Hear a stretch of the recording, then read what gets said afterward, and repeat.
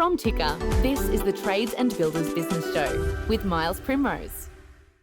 As a trades or a building business owner, have you ever been stumped on how you can get the price you deserve for the high standard of work you do? Well, our next guest is part of the solution. Welcome to the Trades and Builders Business Show. I'm Miles Primrose. I've been mentoring trades and builders since 2003. And this morning we have a guest with us, a very special guest, Martin from Martin Leach Photography. Good morning. Good morning, Miles. How are you? I'm amazing. Look, you've been a professional photographer about 5 years now? That's correct, yeah. Why did you decide to change your career? What happened there? So basically, I had spent most of my life doing one thing and also taking photographs. And I decided that it was time for me to actually get back to my roots, which is very much in design, and start taking photographs and do something that I really enjoy. And why did you decide to focus on the building or the construction side of things? Well, my background, I studied architecture at university, so my background's very much in design within the built environment. Yep. Based on that, I felt that connection between my photography that I was using as a hobby, if you like, yep, throughout my lifetime, I thought it was useful just to tie those two things together. With my experience in the built environment through the design aspect, but then I moved into project management and then into facilities management. So I basically understand the full life cycle of buildings, which I think gives me a unique eye for the built environment. So how does your previous experience help you with the photography side of things? So through design, obviously, I understand how buildings go together, what looks good, what doesn't look good, and through construction, that basically helps me to understand the framework that the building is constructed around. So some of our work is actually in construction and progress work, so I can understand, which parts of that construction to take that would satisfy the client in terms of what they're looking for. But also in terms of the management of buildings through my facilities management experience is understanding how buildings are maintained, how they are kept clean and tidy and all that sort of stuff. So all these things come together for me to help me to understand how best to portray a building through the camera. And look, I suppose with a lot of businesses, I mean, how did you get started? What happened there? So that was interesting. One day I spent, it was a really nice sunny day in Melbourne. I decided to take my camera into the city and I just started photographing. And what I ended up doing was photographing buildings in a very abstract sort of way. From that, I then decided, rightly or wrongly, that I might actually start a business selling photographs. But then that evolved and I decided that actually the best way to go ahead was to use that experience to, rather than selling images, was to actually sell services to the marketplace within the built environment. How I started was I did a couple of free jobs for a couple of projects, for a couple of clients. Free jobs. So three as in three, or free as in FREE? Oh, that's a bad word. Well, the problem is that I didn't have anything to show potential clients. Yeah. So what I needed to do was build a portfolio. Right. The best way to build a portfolio at that time was for me to approach a couple of organisations and say, look, I'm happy to do this as long as I can put them on the portfolio. Yep. And as a result of one of those free jobs, I've actually covered two of the most prestigious jobs in Melbourne. So which were? The refurbishment of Flinders Street Station, yep, and the transformation of the State Library Victoria. Well, that's a pretty decent absolutely thing to put on the CV in a sense. Indeed, yeah. How long? And this is a question coming directly from me. Like I've seen a lot of your work, and you do talk at the workshop that I run, and actually, when I tell people, okay, we've got Martin coming in next and he's going to talk about architectural photography. Yeah. Some people say, well, what is that? Other people, they're not sure what they're going to expect. Yeah. And then when they see some of the work that you deliver, yeah, they're just absolutely blown away by the standard and the way you explain things, what you should do, what you shouldn't do. My question is for you is, how long did it take you to become one of the best in Australia?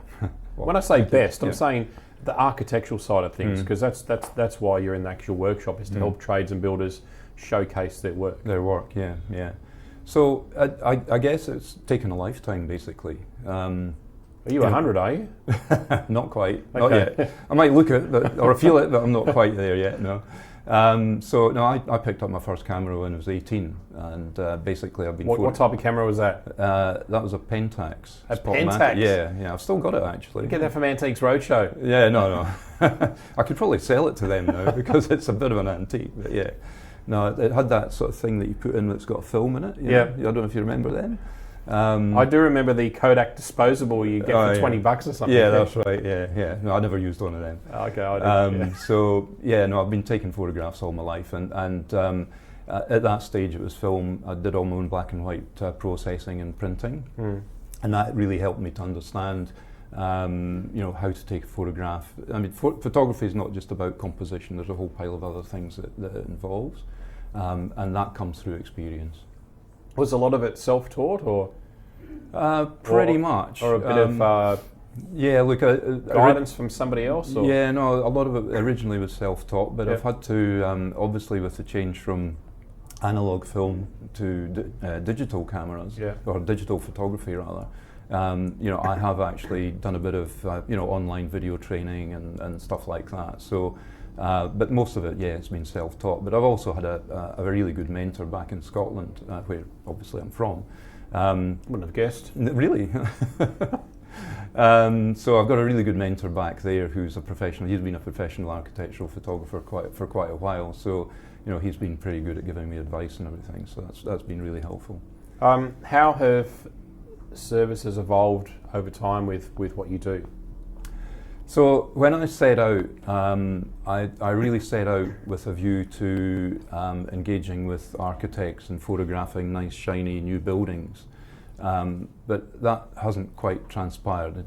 A good plan is a good plan, but part of that plan is that you can change it and go in a different direction, as long as you know why. Effectively, there's a couple of things that have happened. I've got involved with heritage buildings. I've mentioned Flinders Street Station in the State Library of Victoria, where I was doing the progress work on the contract in the case of Flinders Street Station. I was basically doing that for about 18 months. With State Library, I was backwards and forwards every couple of years. Every month for 2 years. Photographs you're seeing on the screen, those last two were Flinders Street Station. That's inside of the clock tower. That particular image there is the inside of Queen's Hall at the State Library, which had been closed for about 10-15 years, and it's been reopened. And this one is one of my favourites. It's actually the West Link from the main entrance up into the main dome reading room, which everybody's very familiar with. So that was the start of it. And then I got interested in how nature starts to take back buildings when we abandon them. So the image that I've got here is one of an abandoned leprosarium up in Kimberley, near Derby. And it's interesting how the weather, particularly up there, can impact on buildings. But a lot more close to home is just how do the buildings deteriorate with the weather and the wind and the rain and potentially even fire. But on a more constructive thing, as I say, I'm very interested in how we regenerate buildings. And again, a lot of this came out of Flinders Street Station, where I've got an image there of the balcony being reconstructed, so you can see there the progress of what happened with the restructuring of all of that and the replacement of the balustrades there. But at a more domestic level, progress of house building, for example, so from the frame to the finished article. So those are sort of three things that have been evolving as I've been going through. And how competitive is the sector that you're working in? It's very competitive. I discovered a fact there about 6 months ago that Melbourne has the highest number of photographers per capita population in the whole world. So it's actually a very competitive area. But photography is broken down into different genres, but essentially architectural photography is very competitive, not only because of the others that are working in that space, but also everybody's carrying a camera around with them as part of their mobile phone. So that's a big area of competition for me as well. So Melbourne, we've got some of the best coffee.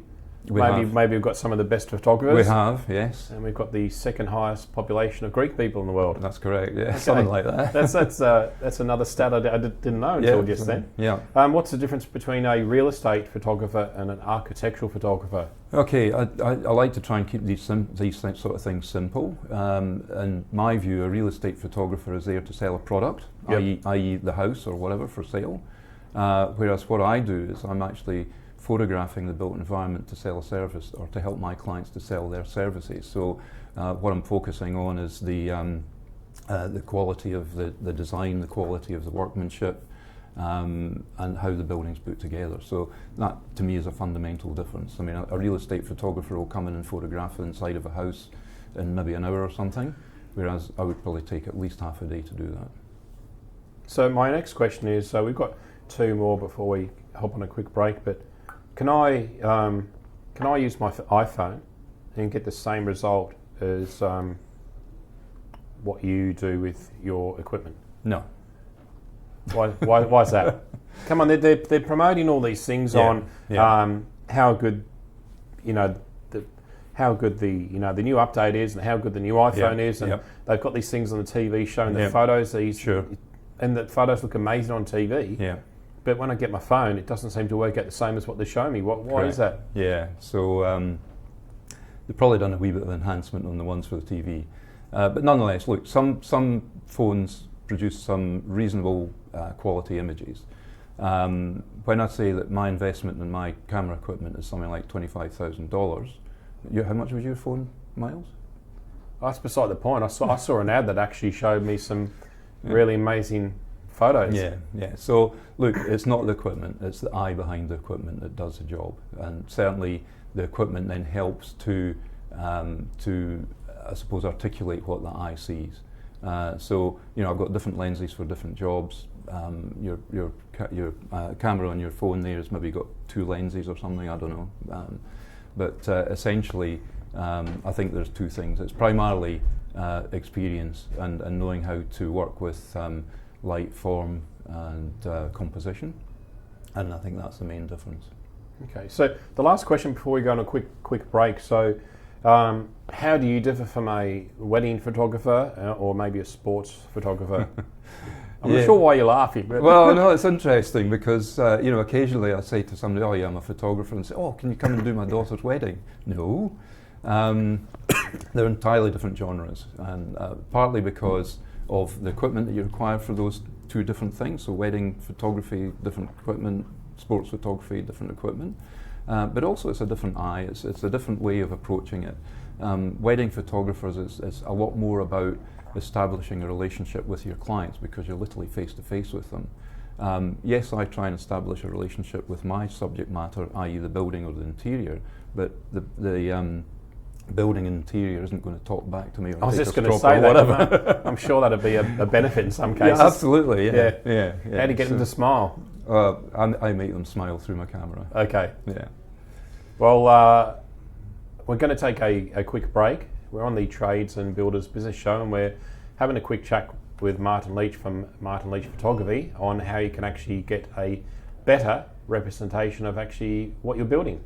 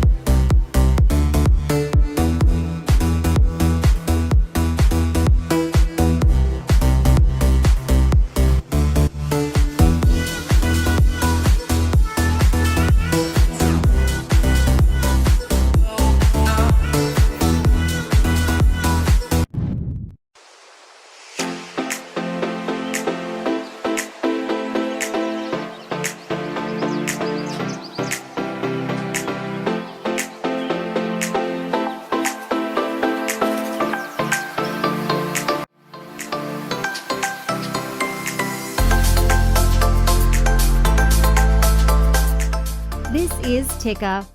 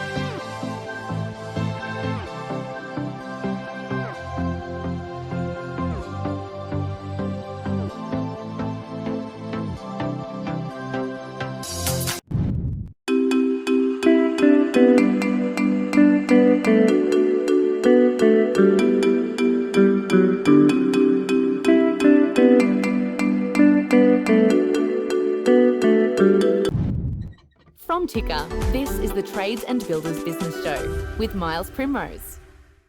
Welcome back to the Trades and Builders Business Show. My name is Miles Primrose. We're here with Martin Leach from Martin Leach Photography. He's one of the foremost architectural photographers in Australia. Welcome back, Martin. One of the questions I've got for you is, how do you structure the pricing side of things with what you do? So basically, I look at it as two elements. Essentially, there's actually taking the photographs, so it's all the preparation involved with that, going on site, taking the photographs, doing the processing, etc. And then the second element is the licensing of those photographs, because essentially as a creative artist I retain the copyright of all the images that I take, so I essentially license my clients to use those photographs. So that's essentially how it works. Can they buy them outright if they want to? Or? Yeah, if they're willing to pay for it, yeah. Okay, Yeah, sure. yeah. So what challenges do you face with taking photos of buildings, interiors, construction sites? What are the challenges? Yeah, so I guess the challenges are kind of different between each of those three. With buildings, very much the weather. Clearly, we don't want a really dull, rainy day. Apart from anything else, my camera will get wet, which is not good. But things like trees in front, tram lines, all that sort of stuff, getting enough distance away from the building to take it, that's always a challenge. Assuming it is a bright sunny day, where is the sun? How's it positioned in relation to the building? Similarly with interiors, it's not quite as bad. But particularly if I have a bright sunny day, potentially I'm going to have sun blasting through windows, so that can look pretty, that's difficult to manage. So what I tend to do is try and work around that and understand where the sun's going to be. And with construction, certainly one of the big issues is work health and safety. So I've got my construction white card to allow me to go into construction sites.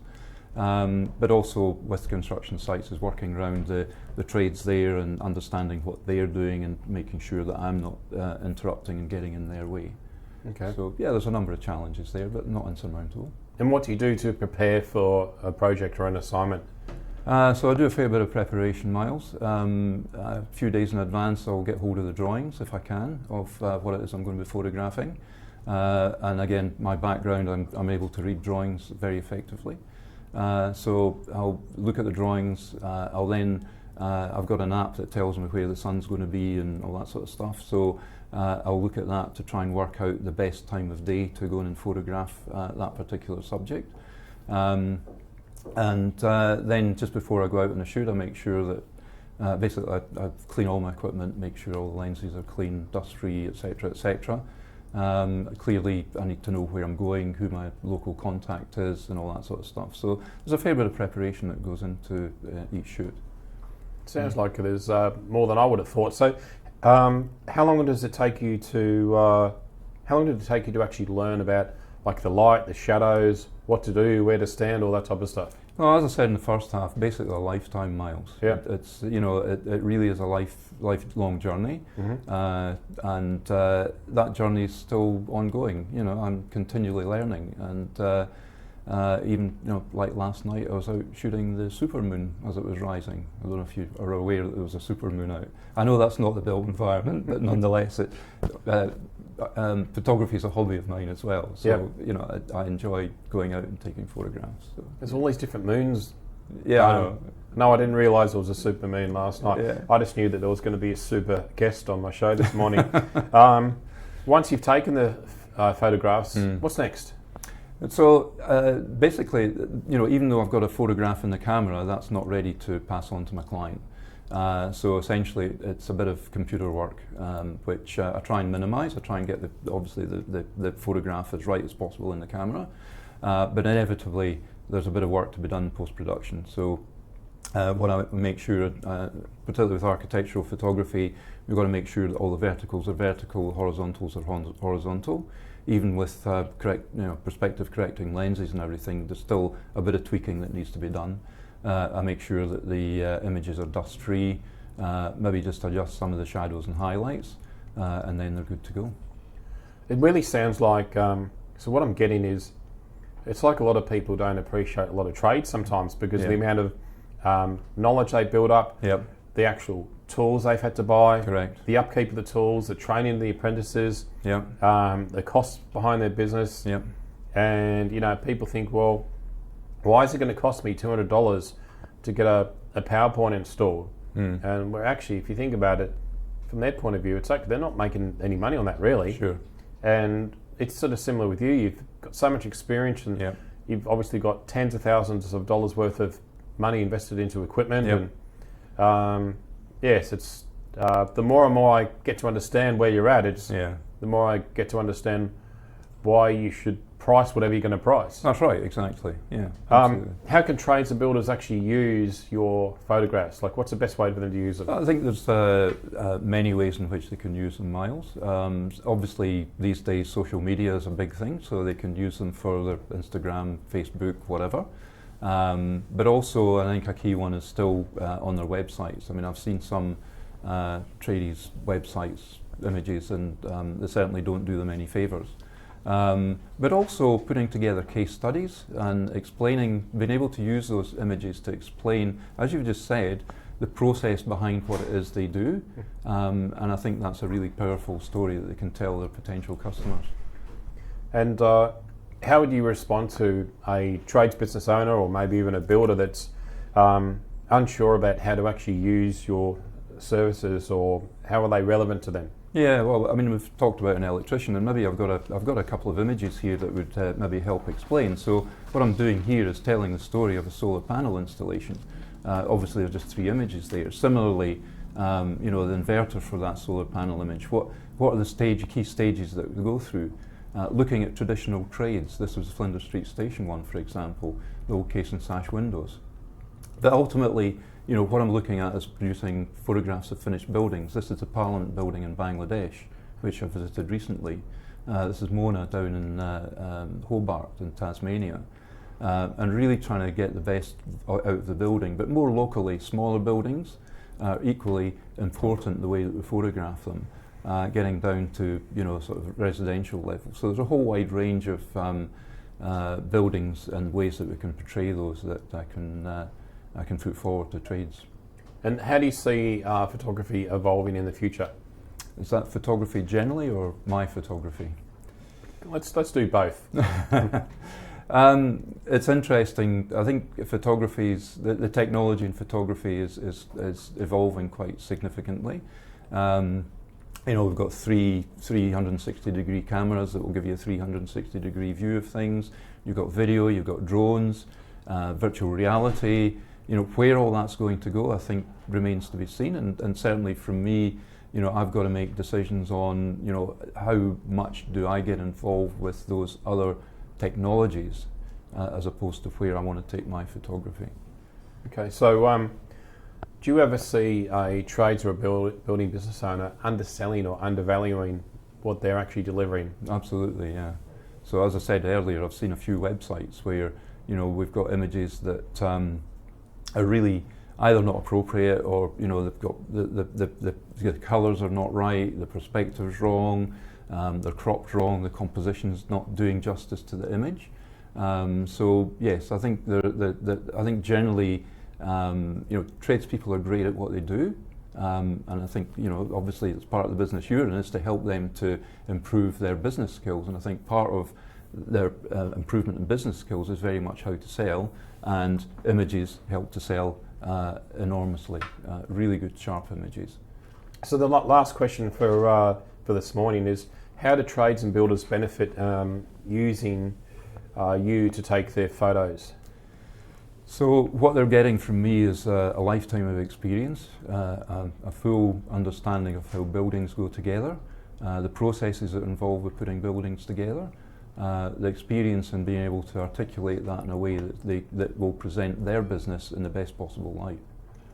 I believe the other thing also is, looking at some of the photos that you showed us before, is actually some of these people might have actually high standards in what they're delivering themselves, but at the moment their photography is actually not matching their work output. Yeah. So if they can get your high standards and their high standards and match those two together, they're potentially going to be able to start getting the prospects to actually understand what they're doing before they've actually met them. Absolutely, yeah. So, well, thank you for your time on the show. My pleasure, Miles. Thanks for the opportunity.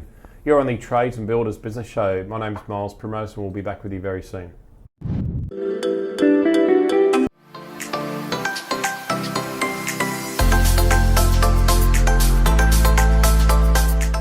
This is Ticker.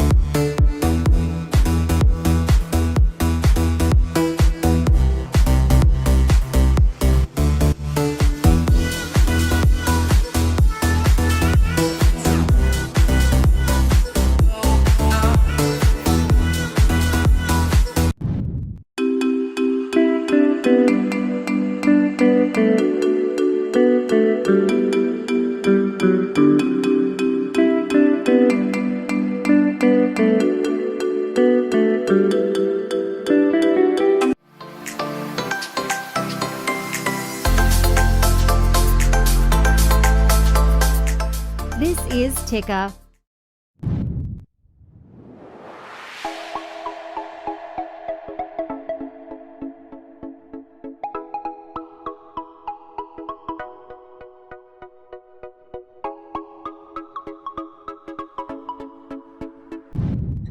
From Ticker, this is the Trades and Builders Business Show with Miles Primrose. Welcome back to the Trades and Builders Business Show. I'm Miles Primrose, and we're here today again with Jenny DeLacy, the visibility coach. Jenny, you're back by popular demand. We have a few people they've asked some questions since you were here last week. Okay, great. I'll get stuck into it. So the first question is, with videos, do they have to be on all platforms? It's a really good question, because a lot of us, if we're doing it ourselves, who's got time to focus on, multiple platforms? If you can be on multiple platforms, that's great, particularly if you can outsource it to somebody who knows how to distribute your videos. Yep. But I always say, pick the platform where your clients hang out the most.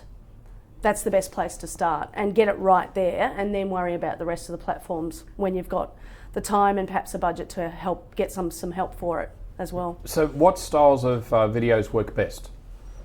It sort of depends what we're trying to showcase, doesn't it? Like, I think that if I'm in the market to buy a service, I want to see some evidence in video about the scale of the jobs you can do, or the team that you have, or the personality and the culture that you have. Whereas if I'm just sort of fishing around on social media, some of the fun, more personal, behind the scenes style videos work really well as well, just to show, your personality and what you do, and let us know that you love your job and you love what you do.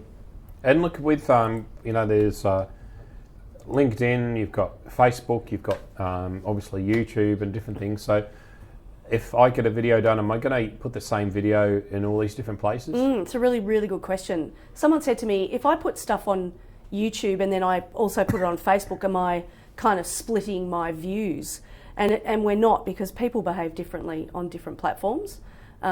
Most of the time, if you create a video in landscape, you can pretty much use it everywhere.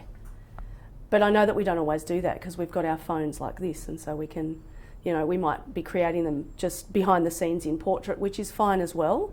I think that multi-purpose them as much as possible, and it tends to be that if you can record them in landscape, you can do that across multiple platforms.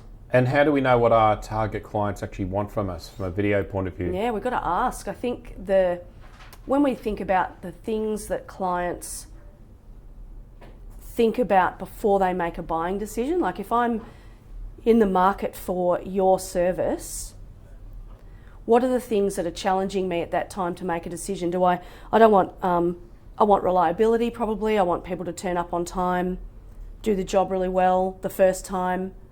And so how do you prove that in your video content? I think helping people make a decision more easily by sharing that sort of stuff is really what clients want in the video content. And what videos do we make ourselves, and what videos do we get other people to actually Great question. make? We're going to see a little bit of some still shots that a painter client of mine did.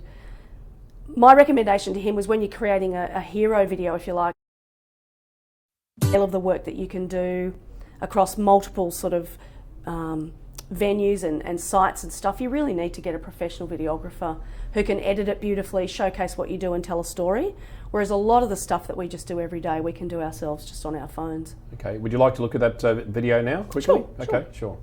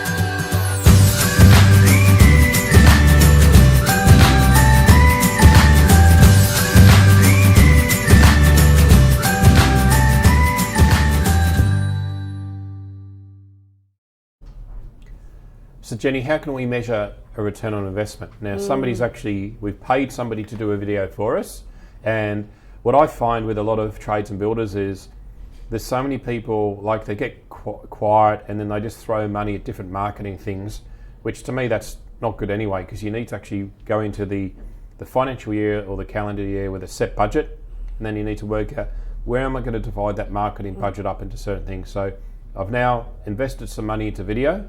How do I work out my return on investment? When you think about where the videos are going to live, if it's just sort of organic, not paid for ads on Facebook or Instagram or whatever, it's really hard to measure an ROI.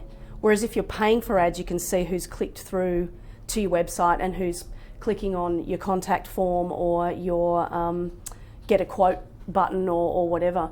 And I think that if you're paying for a video on your homepage of your website, the call to action has to be really clear, so you can actually measure either through Google Analytics that tell us how many people land on that page, but also the call to action to perhaps ask for a quote button, so you can measure who's watching the video and for how long and whether they're clicking the button or not.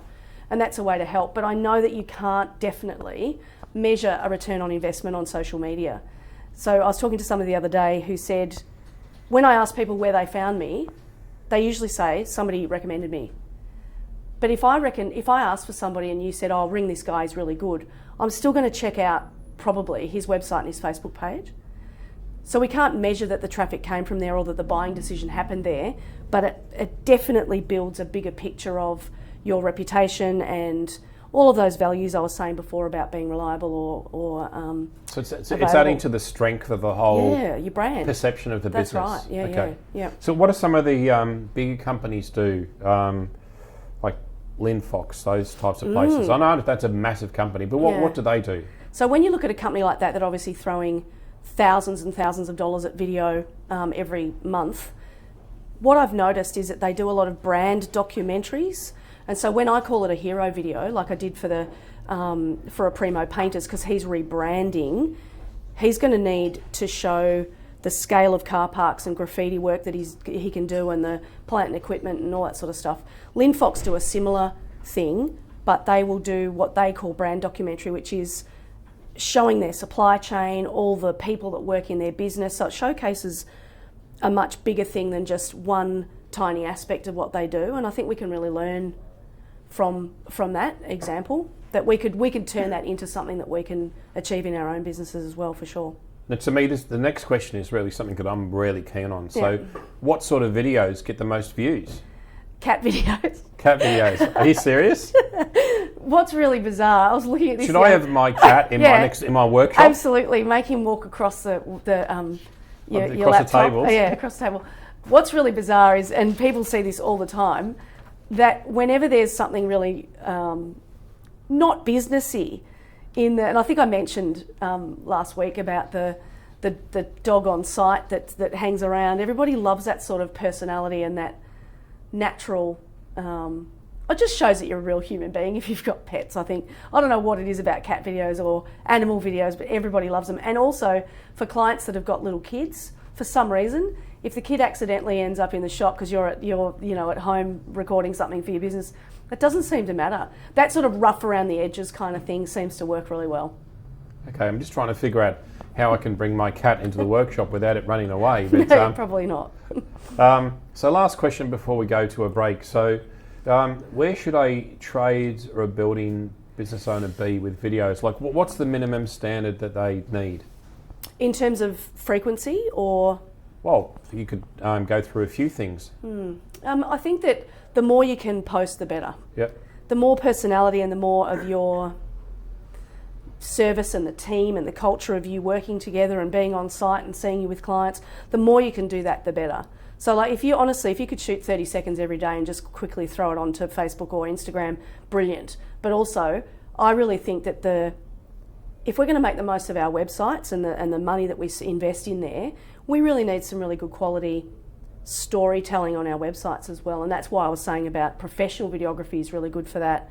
So that when I land on your website, I'm seeing the same sorts of things I'm seeing on Facebook or LinkedIn or wherever you're going to be. So it all kind of tells the same story. So I think that we've got to at least think about putting one up a week. And if you can use Facebook Live or something like that, even better, because people love it. It's really interesting. People like catching you in the moment as well. So as far as consistency, and look, I obviously have a show, Tradie Tuesday, which is done about 45 minutes before this show. And myself or one of the people in the office, we normally upload the videos to YouTube later on that day. Now, one of my clients actually said to me, they came into one of the workshops, they said, "What happened to Tradie Tuesday this week?" And I said, "What do you mean?" They said, "The video wasn't there." And when I thought about it, what happened was that I got sent the video, and when I went to go and load it up to Instagram, IGTV, for some reason it looked like the file was too big, and it wouldn't upload. So the point I'm getting to is, there's like some people watching out for things to, you stick to a routine, and you don't realise that some people are actually following that routine. Yeah, it's really interesting. And I love how our behaviour is that we won't watch just one video anymore. So if I catch you on IGTV, I'll probably watch the next one in that series. Yep. And also on YouTube, people watch your archives. So I found that really fascinating. People don't just watch one video, they'll go there and they'll watch not just in a playlist on YouTube, but whatever is there. So that means we've got to look at our old stuff too and go, does that still represent, what we want it to represent? But consistency is really, really important. You're right. So when I ask somebody how they found us, they say what?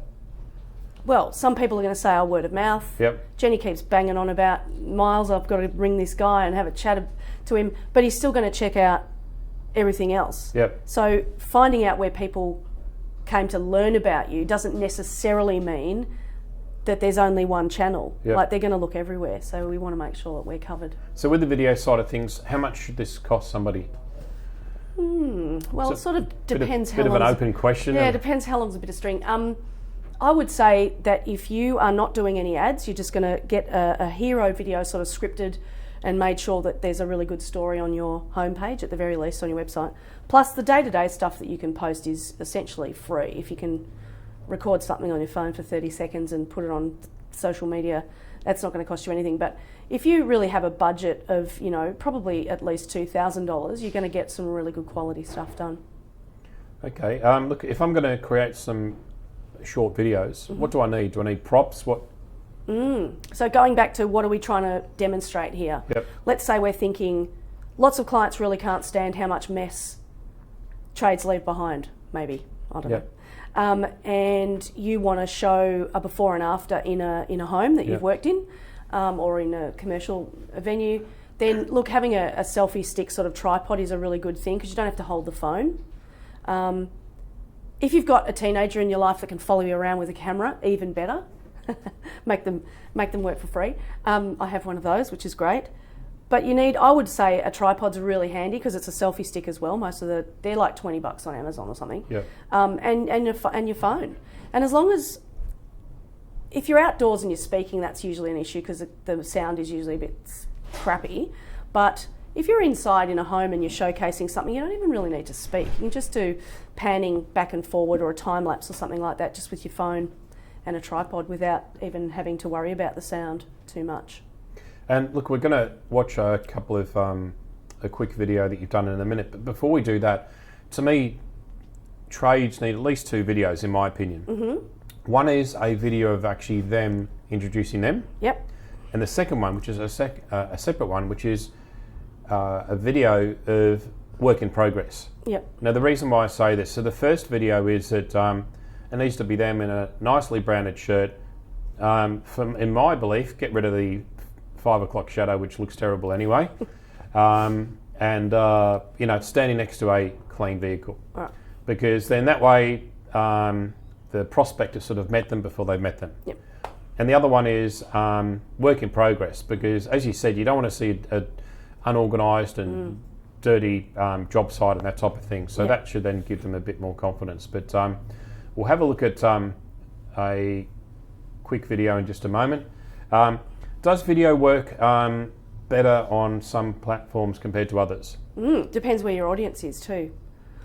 doesn't it? So if you're doing sort of how-to tutorial style videos, YouTube is fantastic. Or live shows like this, great on YouTube. Yep. Whereas if your audience are under 35 years of age, they're going to be on Instagram. Yep. And if they're old like you and me, they're going to be on. Yeah. We need to edit that bit. They're going to be on. They're going to be on Facebook. So all Instagram IGTV is getting pushed further and further as well. So I would suggest if your audience is on Instagram, really focus on playing a better game with IGTV. So they need to be over a minute long. That's all really to be on that platform. Yep. One thing that I saw the other day was a Netflix special, a series. Was a trailer video on YouTube versus a snippet of it on IGTV. When you say a trailer video, what do you mean? You know that sort of sneak peek. We used to call them shorts when we went to the movies. Yep. You know, I don't know if you remember that. I'm pretty sure you do. The trailer video on YouTube got 30 million views, and the similar video for Netflix got 2.9 million on Instagram. But what happened was the engagement on Instagram was 4 times as great. So sharing, commenting, loving it, watching it. And so it's just really fascinating that people will interact more on Instagram sometimes. So it sort of depends. Firstly, have you got the time to kind of be there where your clients are? Or are you a how-to sort of person, or a sharing, like you've said, letting people know what you do sort of video, which belongs on your website. So it really depends on the audience that you're after as to what different platforms would do different things. Those sort of stats, they sound similar to the viewers I've got for my show. Yes, fantastic. I know, it's great. Can we reuse videos and where and how? Yep, brilliant. Because if I go live on Facebook, I use Facebook Live a lot. You can actually save it to the photo album on your phone before you share it to the page, which means I've then got it on my phone and I can share it from there to IGTV or to my Instagram feed or to YouTube if I really wanted to put Facebook lifestyle videos on YouTube. So I really encourage people to repurpose stuff as much as possible so you're not sort of double handling all the time. So clients like insurance people, developers and so on, are they really checking social media? It's a really good question. I think the overall picture of your brand is everywhere. So they may not be on social media, but they might go and look at your website. So they'll do a Google search. People are using Facebook more and more as a search engine too, even though we don't think they're on there. They really are. You know, with something like, 2.3 billion active users on Facebook every month, pretty much everybody is on there. So if they're not on there, someone else in their decision-making team probably is. And so that's why we've got to look at it as a supercharged business card, you know, that it's living and breathing and it's available for everybody to see whenever they're looking for us. Going back to what we spoke about before with maybe some of the older videos, and look, I looked on my YouTube channel recently and I'm thinking of this, I've just thought of this, like my old videos, this is like some of my old clothes, like you hang on to some of them and you think, you know, once springtime you think, should I really get rid of this? I'm looking at this sequined tank top I've got, but apparently it wasn't mine. It was a friend put it in the wardrobe. But should it be the same with videos? You look at some of your old videos and you think, there's 2 ways to look at it.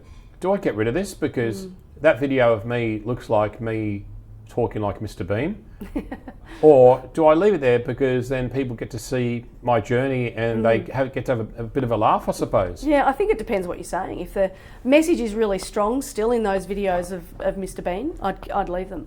But if you sort of feel like you've evolved and your customers have evolved with you and some of them are out of brand now compared to what they were before, like my messaging has changed quite a bit, so I would go back. I'm going to basically restart YouTube for me, because I might have talked about tech before, whereas really that's not my thing. Yep. So go back and just see if the message was still really clear, in which case just leave it with your sequin tank top and your sparkles. Sorry. If you have a tradesperson that says, my mate doesn't use videos and he's actually doing really well, what would you say to the person that's actually thinking that about his mate? It depends where the guy's getting all the business from. So if his mate has a full, calendar of business and doesn't need any more and is at capacity, then you can actually pull back. Like that in that video that we watched a second ago with the caravan mechanics, they got so busy. And I'm not saying it was just because of the videos that we put up in December and January, but they got so busy that they actually decided to not do anything on social media for the month while they could catch up with all their work, and all they did was post vans for sale or whatever. So your mate's kind of right that if you've got enough clients, well, maybe you're still building for the future when the client sort of word of mouth thing starts to dry out, and younger decision makers are actually entering our workforce that will start making choices about service providers. And if you've never kept up to date with your own sort of online presence, well, I think it'll bite you in the backside at some point. Okay, so a couple of questions left. Can I leave it up to the apprentice to do all this? I think you've definitely got to have some really great guidelines. There's a story about the apprentice driving some earth mover and doing a donut, like, you know, on a site, and it tipped over. And so the brand of the equipment was on the video. Their branded T-shirts were all on the video.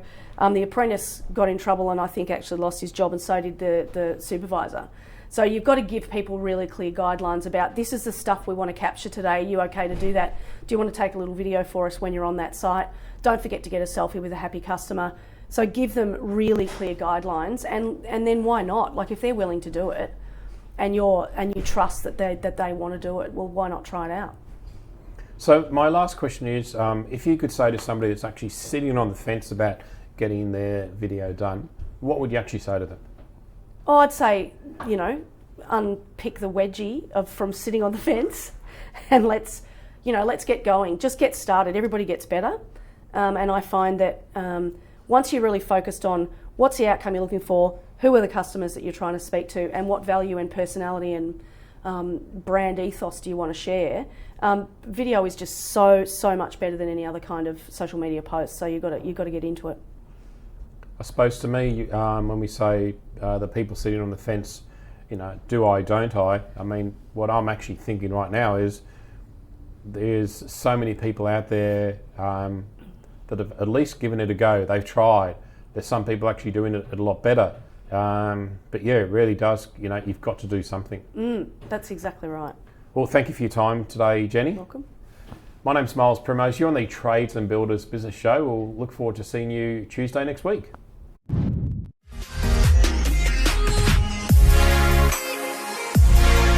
This is Ticker, your new source for news.